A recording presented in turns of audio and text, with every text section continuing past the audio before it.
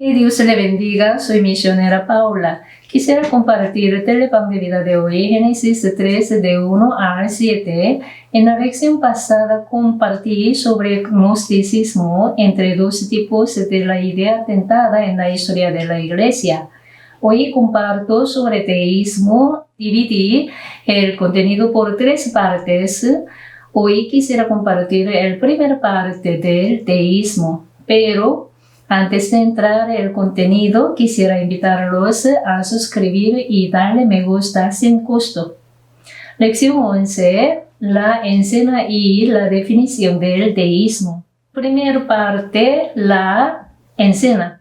Etimológicamente, esta palabra teísmo del latino deus es paralela al teísmo del griego deus, y parecería simplemente indicar la creencia en la existencia de un dios o dioses. Aunque en el siglo XVII las palabras se usaban a veces de manera intercambiable, como lo contrario a ateo en la práctica, han llegado a tener connotaciones separadas. El deísmo se utiliza ahora para referirse a la creencia sobre la existencia de un ser supremo que se considera un origen supremo de la realidad y el fundamento de valor, pero no interviniendo en los procesos naturales e históricos mediante providencias, revelaciones y actos salvativos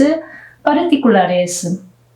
El uso común del teísmo, en contraste, no tiene estas implicaciones negativas.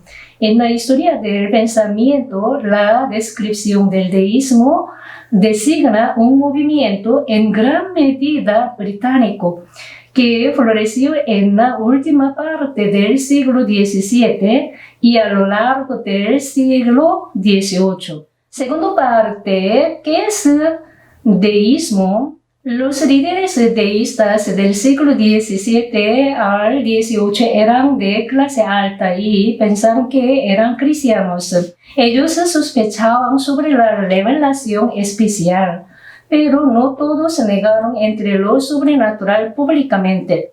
Contra las opciones científicas que no tienen coherencia, los líderes deístas no excluyeron a Dios del mundo, ni siquiera intervinieron al mismo tiempo, ni bajaron como lo que Dios es el gobernante moral, arquitecto primitivo que no puede interaccionar con la persona.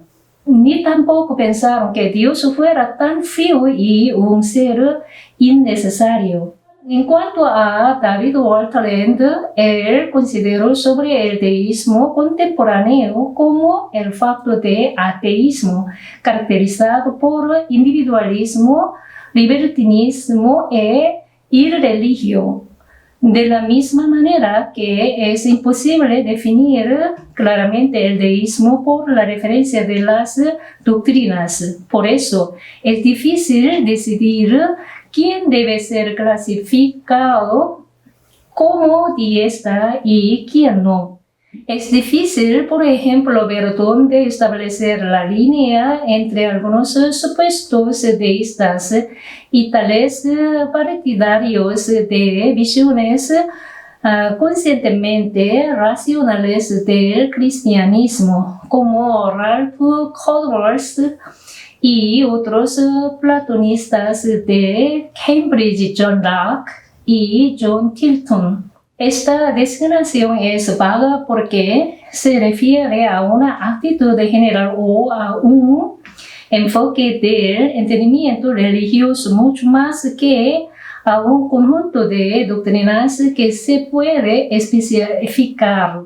En vez de definirlo, el mejor modo de describir su historia es conocer sobre unas charlas del deísmo y ser descrito con ese propósito. Así el lector puede saber de quién es la historia y de qué se trata. Segunda parte, los intentos para inmutar la teología de protestante. Ellos consideran que la reforma protestante está incompleta o que está fuera de órbita y tratan de ponerlo en una órbita completa o correcta. Entonces, número 1, arminismo.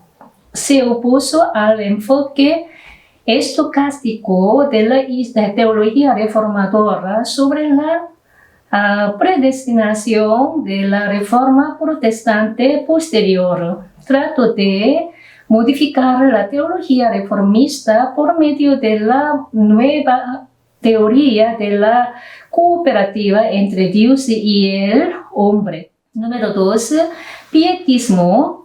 Tomó de acción de respuesta a la tradición de muerte que apareció en la reforma posterior de la luterana en alemán. Los teólogos reformados del siglo XVII consideraban que la verdadera fe es una aprobación sobre la modificación de los sistemas y las formas de la creencia doctrinable. Los componentes de la teoría de redención de la Reforma se han ignorado, o sea, enfocando la experiencia cristiana sobre el renacimiento y santificación que iba a cumplir la Reforma. Número 3, puritanismo. Considero que la teología reformista y la teoría de la Iglesia es como un proceso que busca las formas británicas. Número 4, los metodistas perseguían un proceso de la renovación enfocándose sobre lo que necesita la experiencia de la conversión para ser un cristiano y su perfeccionamiento. Número 5, los deístas. Después de pasar la reforma posterior dentro de la Iglesia reformada a otro movimiento, incluyendo la religión en todo problema, se enfatizó la autoridad de la razón y desea la religión universal radical que puede vencer la autoridad dictatorial irracional e iba a guiar la creencia del cristianismo como nueva era de la paz, de ilustración y de indulgencia.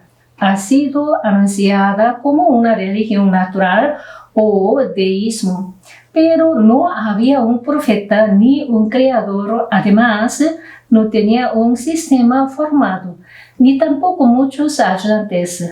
En la Iglesia sistemática los llamó como ateísmo y condenó a los líderes como heterodoxos. Pero todavía ellos han gobernado moviendo el nacionalismo moderno en la Europa occidental y en Estados Unidos. Por ejemplo, unitaria en Inglaterra. Vamos a continuar mañana. Lección 13, el carácter del teísmo. Que Dios le bendiga. Hasta luego.